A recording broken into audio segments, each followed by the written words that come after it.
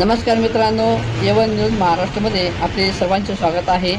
आज नाशिकमध्ये इंदोरी रोड येथील मसरूळ परिसरातील स्टेट बँकेजवळील ब्रह्मपुत्र सोसायटी येथे दुपारी 1 ते 1:30च्या सुमारास महावितरण कंपनीच्या इलेक्ट्रिक डिपीला अचानक आग लागली। यावेळेस स्थानिक नागरिकांनी आगीवर नियंत्रण आणण्याचा प्रयत्न केला। तसेच मसरूळ पोलीस स्टेशनचे पोलीस कर्मचारी या ठिकाणी त्वरित हजर होऊन महानगरपालिका अग्निशमन दलाला संपर्क साधला।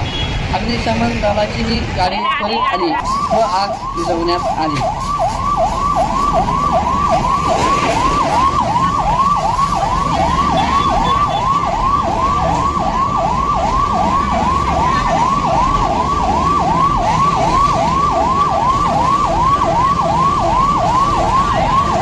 प्रतिनिधी एवन न्यूज महाराष्ट्र, ज्ञानेश्वर सांगळे, नाशिक।